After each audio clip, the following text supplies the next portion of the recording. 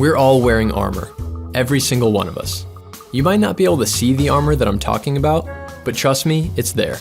These are the shells, the masks, and the deflections we use to protect ourselves from vulnerability and the possibilities of rejection, embarrassment, and pain. For some of us, our armor looks like the joke-cracking class clown that hides behind humor, never taking anything too seriously so you never get hurt. For others, it's the workaholic who's so hyper-focused on productivity and accomplishments that there's no space for emotions or meaningful connections. Or perhaps your armor comes in the form of ego and arrogance. You refuse to show anything other than extreme confidence because vulnerability is a sign of weakness. We all have armor, and while it usually does offer us some protection, it's also robbing our lives of meaning, belonging, and true connection. Because to be truly vulnerable is to truly live.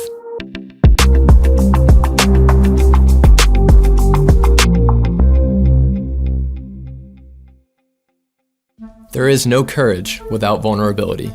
That's the powerful message from Brené Brown's 12 years of research on vulnerability and shame that she shares in her book, Daring Greatly. Brené discovered that the people who have a strong sense of love, belonging, and courage in their lives are the ones who fully embrace vulnerability. Meanwhile, those who numb themselves to the vulnerability and opted out of daring greatly, as she calls it, live lives of disconnection and disengagement. When we shut off and hide vulnerable feelings, we're also cutting ourselves off from vital human experiences like empathy, trust, joy, creativity, and innovation. It's like living life with chains weighing us down, rather than feeling free and able to fully engage with the world around us. So why are we so resistant to vulnerability? Well, part of it stems from our beliefs about what vulnerability means. Many people mistakenly associate vulnerability with weakness. The word tends to have a negative connotation, but really, it just means being open. But taking off our armor around others allows them to take advantage of our openness. It leaves our castle undefended. An attack during this time can devastate us and shake our foundation. It often makes us build up our defenses even more to make sure it never happens again. This conscious choice becomes a habit over time, and before we know it, our hearts and our minds are guarded like Fort Knox. It leaves us with thoughts of, I shouldn't get too excited because I shouldn't invest too much of myself into this because I probably shouldn't speak up about this because of fear, rejection, failure, hurt, etc. Each one of these emotions becomes another building block in our defense, solidifying our walls and our beliefs. But the problem with this is that when we build our walls so high, no one else can get in. While our armor provides a cozy sense of control, it keeps us from ever being seen. We stay trapped, merely watching life go by instead of actually living it. The thing with emotions is that you can't selectively numb them. You can't keep up the good and turn off the bad. You can't just turn off anger, shame, grief, or fear and still allow yourself to feel courage, joy, and gratitude. It's an all or nothing deal. In order to feel the highest highs, you have to be willing to risk the lowest lows. To accept this risk and live in spite of it is to be vulnerable.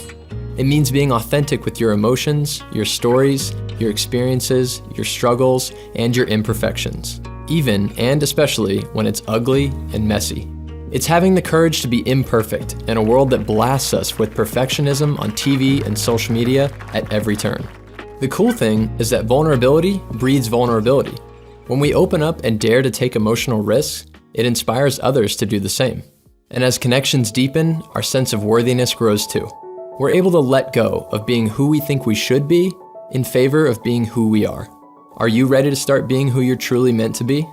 Vulnerability or daring greatly can feel terrifying at first, so make sure you take it in steps. You don't have to let all your guards down at once. Share something small and less significant first to start getting used to showing up and being seen. Share it with someone who deserves it, who has earned the right to see the real you, messy version included. Finally, consider what you might be using to mask your vulnerability. Do an inventory of how you might be numbing and protecting yourself. Is it work? Ego? Humor? Alcohol? Anger? Start to recognize these familiar masquerades and work on letting them go. Is this risky? Sure. But lean into it. That's where the real magic and opportunities for transformation live. The greatest risk would be not truly living at all. Can I be vulnerable for a second? Your support helps me show up like this every day. Giving this video a thumbs up and subscribing to the channel helps me fight my way through those pesky algorithms. And let me know in the comments how you plan to show up for yourself today. Thank you so much for watching, and I will see you on the next video.